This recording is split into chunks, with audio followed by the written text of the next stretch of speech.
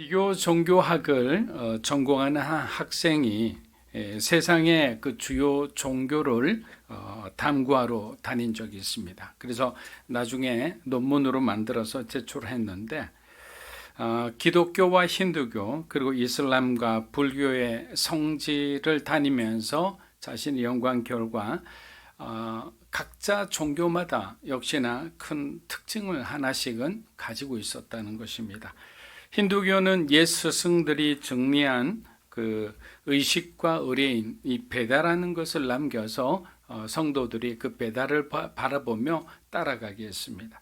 이슬람은 마호메트가 만든 코란을 통해 5가지 기둥을 제시하고 무슬림들이 반드시 그 코란의 어떤 그 규례에 따라 순종하게 했습니다. 불교는 핵심 교리인 사성제와 8종도의 그 가르침을 따르게 했습니다. 그런데 기독교는 다른 종교와는 너무나 다른 점이 하나 있었습니다. 제자를 부르신 예수님은 규칙을 따르고 규정을 지키며 의식을 빈틈없이 이행하고 바른 길을 쫓으라고 말씀하지 않으셨다는 겁니다. 예수님은 그저 나를 따르라고 하셨습니다.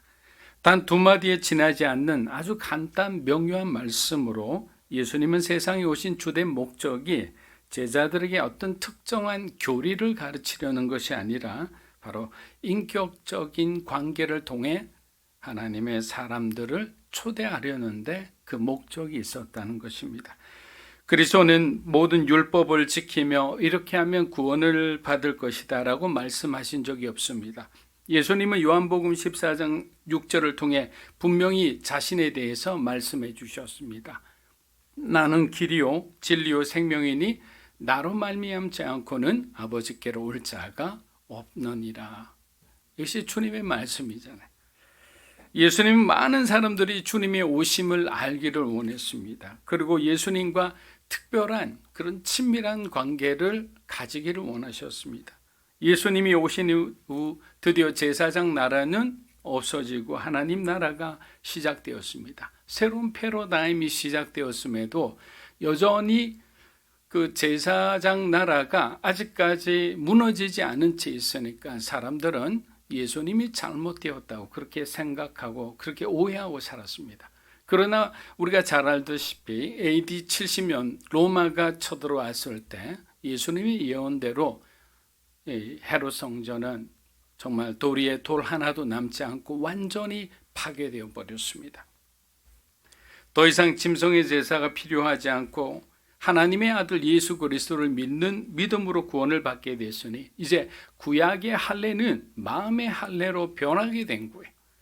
사도 바울과 바나바가 성공적으로 1차 전도여행을 마치고 돌아왔습니다. 여러분, 이 얼마나 놀랍고 장한 일입니까? 그들은 돌아와서 간증을 하고 안디옥 교회와 예루살렘 교회에 보고합니다.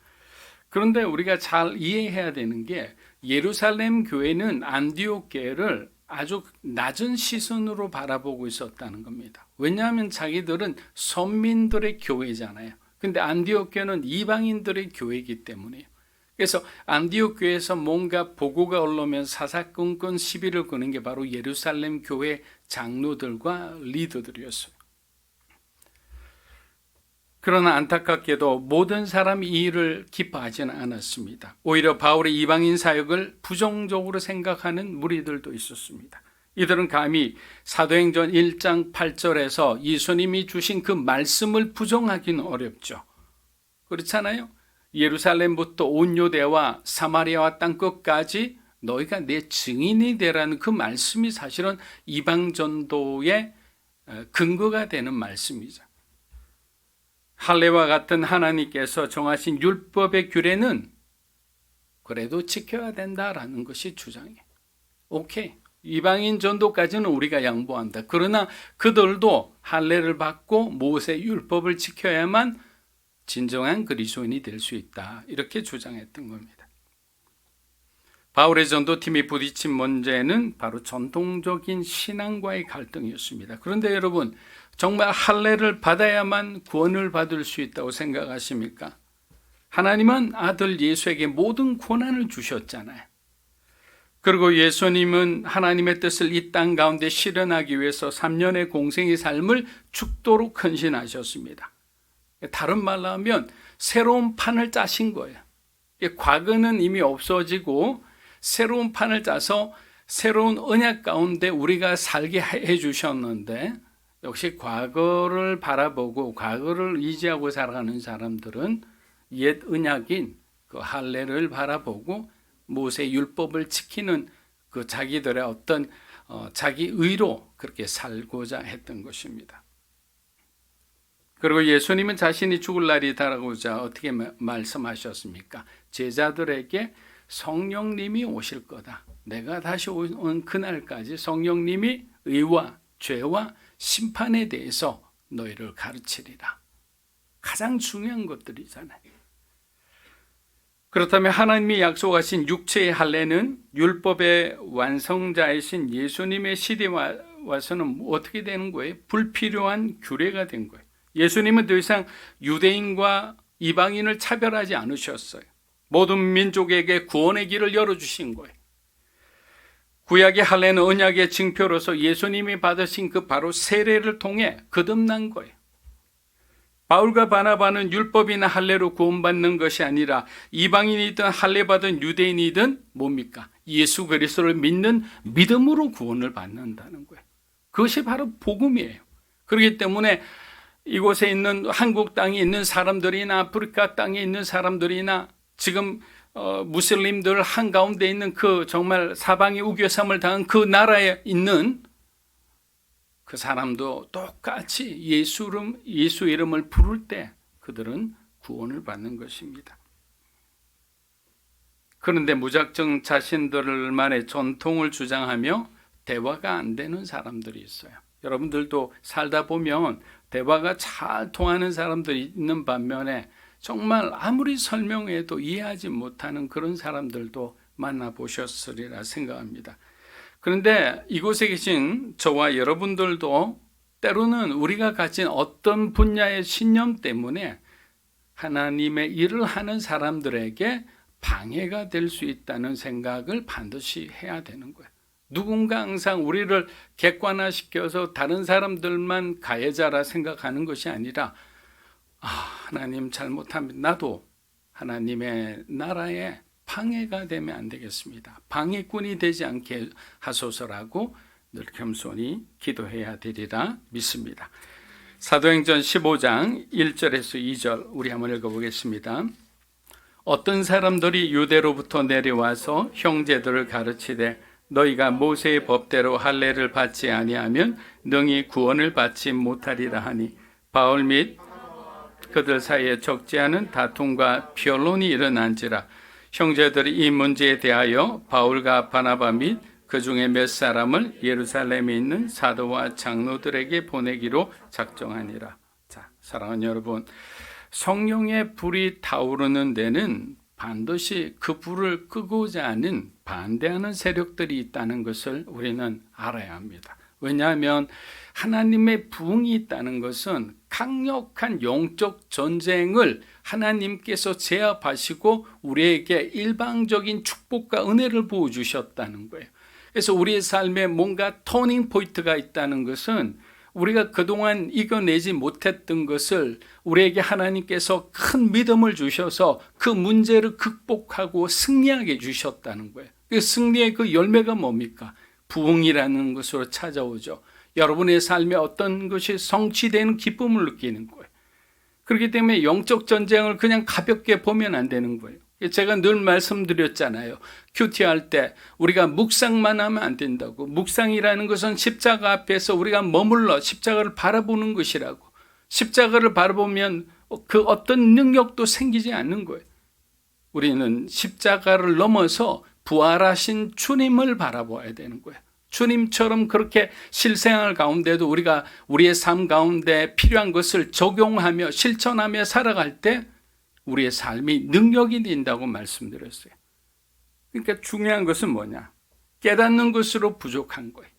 그 다음에 하나님께서 우리로 하여금 싸우게 할 땐 싸워야 되고 멈추라 하면 멈춰야 되고 가만히 있을 땐 또 가만히 있는 겁니다. 여러분, 그런데 보세요. 예루살렘 교회에 도대체 사도가 몇 명이나 있었습니까? 베드로를 비롯해 많은 사도들과 순교한 스데반을 제외한 6 집사들이 있었음에도 할례 문제를 해결하지 못하고 계속 다툼과 변론이 일어나는 것은 리더십의 문제라 할 수밖에 없는 거예요. 그 리더들이 명확하게 이 문제를 정리했어야 되는 거예요. 그런데 이 군중들, 이 많은 사람들이 새로 믿은 사람들이기 때문에 이들에게 시간이 필요하다고 생각했는지는 모르겠어요. 그러나 진리는 정확하게 처음부터 아주 매섭게 냉정하게 하지 않으면 나중에는 어떻게 타협할 수 없는 그런 상황이 되어버리는 거예요. 그래서 예수님에 대한 확고한 믿음이 우리에게 없을 때 우리는 다른 얘기에 관심을 기울이기 시작합니다. 여러분, 이건 굉장히 무서운 말입니다. 그동안은 오직 예수님이에요. 무슨 일이 있으면 교회 와서 하나님 앞에 무릎 꿇고 기도합니다. 그리고 신앙을 통해서 우리의 삶이 정돈되고 그곳에서 응답받는 그런 삶을 살아가던 우리 권사님, 우리 장로님 이런 분들이 하나님의 축복과 은혜에 대한 확신이 없으면 다른 사람들의 얘기, 다른 길에 대해서 듣습니다. 그래서 점을 치러 가거나 은사주의 사람들을 쫓아다니거나 아니면 또 누가 나를 도와줄 만한 사람들을 찾아다니는 거예요. 여러분, 바른 믿음은 예수님만으로 충분하다고 생각하는 거예요. 과거 예루살렘 성전은 막대한 헌금과 재산을 가지고 있었습니다. 예수님이 돌아가셨지만 아직 성전은 아주 그대로, 그 위용은 그대로 갖고 있었어요. 그들은 사도행전 30년 동안 제사장 나라의 종료를 인정하지 않기 위해 하나님 나라를 선포하는 이 사도들을 지독하게 괴롭혔습니다. 그리고 조직적으로 그들을 반대했습니다. 우리가 지금 바울 사도의 그 전도팀이 돌아가면서 이렇게 전도하는 그 지역마다 아주 조직적으로 유대주의자들이 일어나서 방해하는 것을 보았을 겁니다. 그 사람들이 대부분 이 제사장들이 사주한 사람들이었어요. 돈을 받고 아니면 어떤 압력을 받고 그렇게 한 거죠. 심지어는 암살단을 조직하여 바울을 죽이려 하기도 했습니다. 사도행전 25장 1절에서 3절입니다. 베소도가 부임한 지 3일 후에 가이사랴에서 예루살렘으로 올라가니 대제사장들과 유대인들 중 높은 사람들이 바울을 구사할세 베소도의 호의로 바울을 예루살렘으로 옮기기를 청하니 이는 길에 매복하였다가 그를 죽이고자 하였다. 네, 제사장들이 이런 생각을 합니다. 얼마나 타락했으면.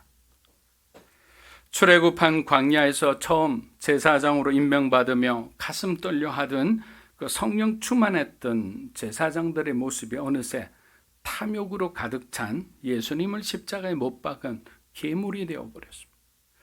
그렇게 어떤 한 자리에서 오랫동안 영향력을 발휘하는 사람들은 그 사람들을 위해서라도 자리를 이렇게 자꾸 옮겨주는 게 좋을 듯 합니다. 여러분 알고 계시리라 생각하지만 우리나라에도 향판이란 제도가 있습니다. 다른 곳으로 이동하지 않고 자기가 살고 있는 그 고향에서 퇴임할 때까지 판사로서의 그 임무를 다하는 거예요.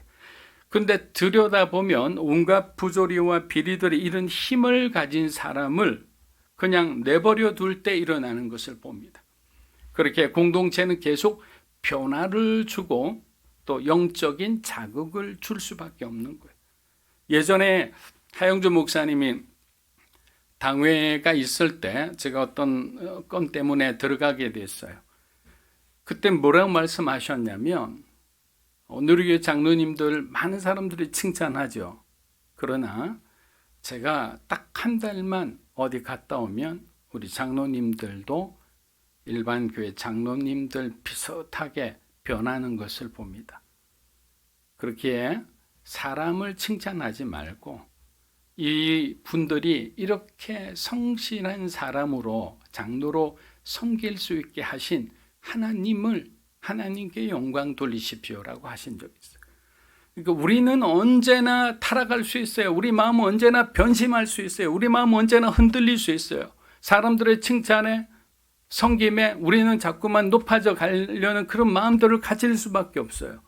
그러나 우리가 늘 바울처럼 자족하는 마음으로 우리 하나님 주신 그 자리에서 우리가 충성을 다하고 그 자리에서 감사할 때 그 누구보다도 우리는 가장 은혜로운 은혜 받는 자의 삶을 살리라 믿습니다. 사도행전 15장 3절에서 5절입니다. 그들이 교회의 전송을 받고 베니게와 사마리아로 다니며 이방인들이 주께 돌아와 이를 말하 형제들을 다 크게 기쁘게 하더라. 예루살렘에 이르러 교회와 사도와 장로들에게 영접을 받고 하나님이 자기들과 함께 계셔 행하신 모든 일을 말하며 바리새파 중에 어떤 믿는 사람들이 일어나 말하되 이방인에게 할례를 행하고 모세 율법을 지키라 명하는 것이 마땅하다.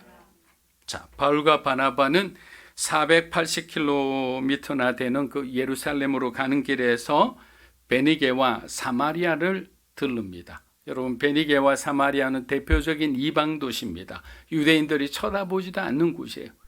그러나 이 전도팀은 예수님의 모습처럼 그들을 방문해서 너희들뿐만 아니라 주변에 이런 이쪽 저쪽에서 다 주님을 영접하고 많은 이방인들이 구원을 받았다. 그 얘기를 전하니까 베니게 교회와 이 사마리아에 있는 교회들이 얼마나 기뻐했을까요? 지금 그것을 얘기하고 있는 거예요.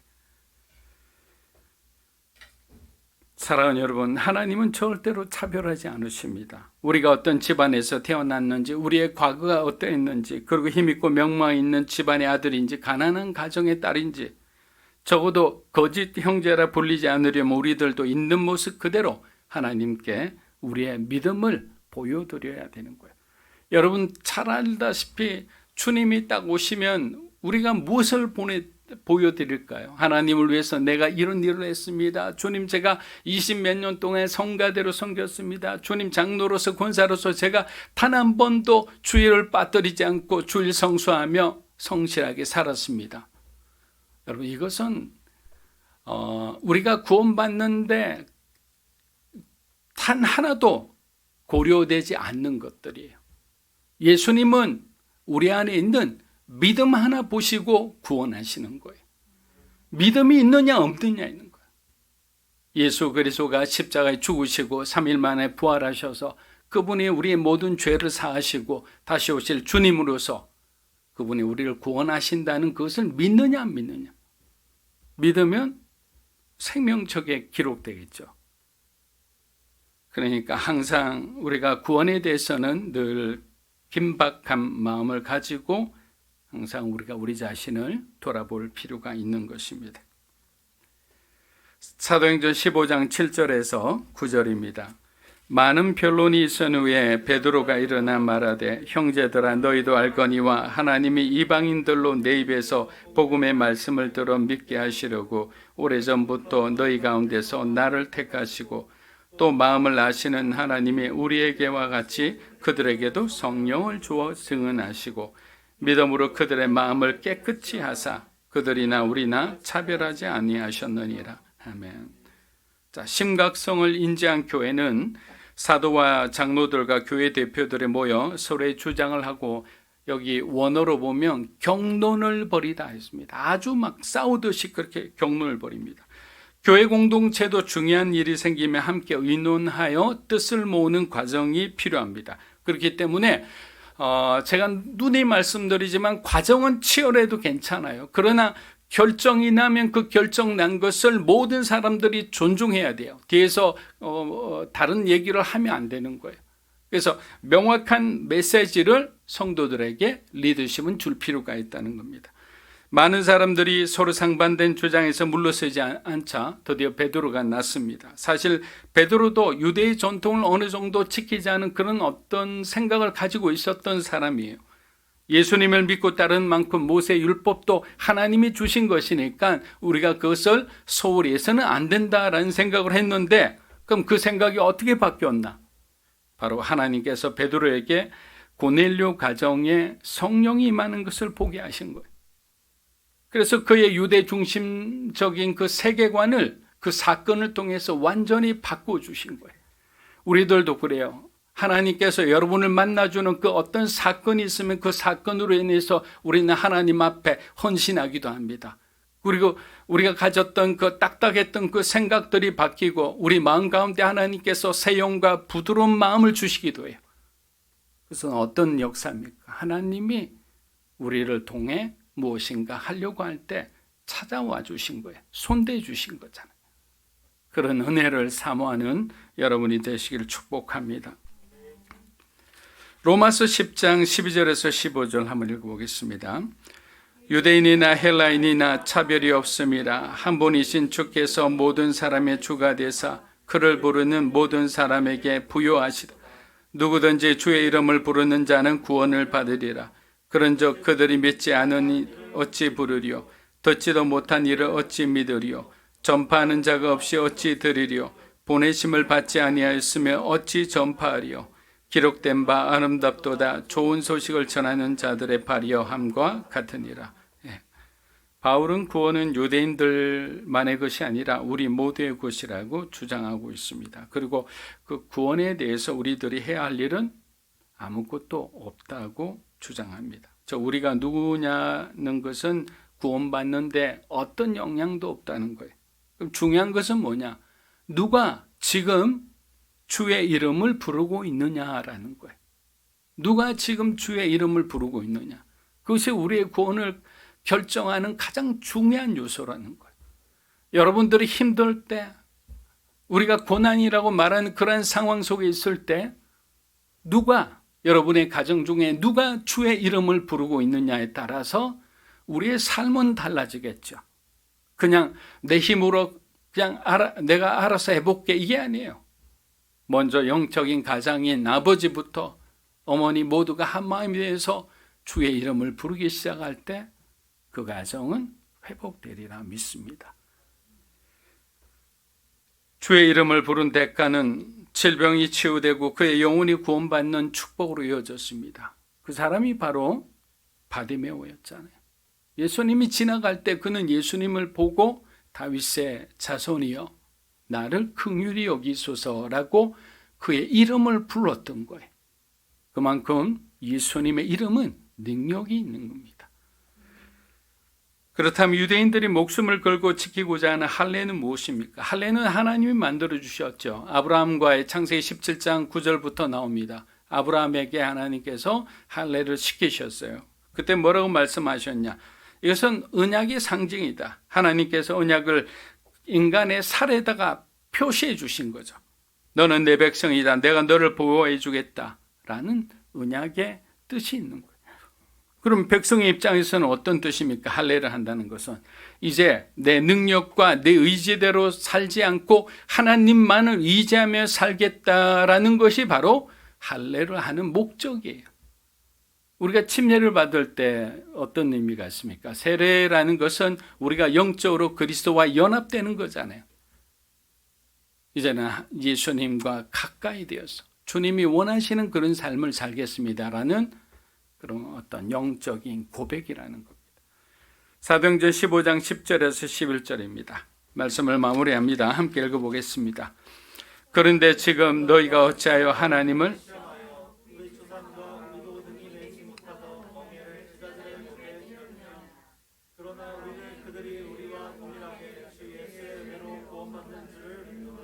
아멘, 아멘. 예루살렘 교회 내 율법주의자와 할례주의자를 향한 베드로의 단호한 책망의 말입니다. 베드로가 말한 멍에는 직접적으로 할례란 뜻이고 넓은 의미로는 바로 모세의 율법이었습니다. 사실 율법은 경건한 유대인들도 지키기 어려운 무거운 멍에였습니다.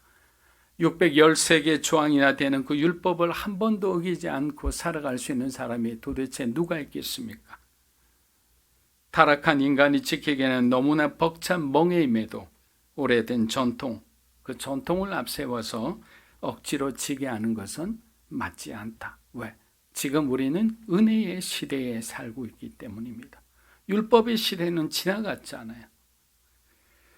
갈라디아서 5장 1절과 마태복음 11장 29절 한번 읽어보겠습니다. 그리스도께서 우리를 자유롭게 하려고 자유를 주셨으니 그러므로 굳건하게 서서 다시는 종의 멍에를 매지 말라. 마태복음 11장 29절입니다. 나는 마음이 온유하고 겸손하니 멍에를 메고 내게 배우라. 그리하면 너희 마음이 우리들의 삶에 평안이 없는 것은 우리가 너무 강요받는 사회에서 살고 있기 때문이라 생각합니다. 남편은 아내에게, 아내는 남편에게 자신이 줄 수 있는 것보다 더 많은 것을 우리가 요구하고 요구받고 있는지는 아니죠. 부모는 자식에게 그들이 할 수 없는 것을 요구하고 있는 것은 아닌지요. 사랑하는 여러분, 우리는 서로 실수할 수를 인정하고 먼저 서로를 받아들이는 훈련부터 시작해야 합니다. 올바른 신앙과 사랑은 절대로 무리한 것을 요구하지 않기 때문입니다. 고린도전서 13장 4절에서 7절 읽고 오늘 말씀을 마치겠습니다.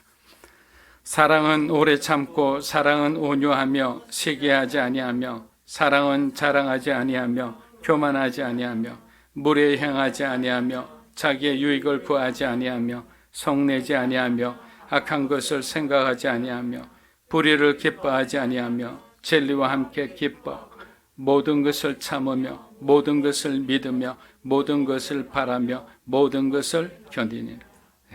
주님의 사랑이 여러분의 가정 가운데 충만하게 임하기를 주의 이름으로 축복합니다.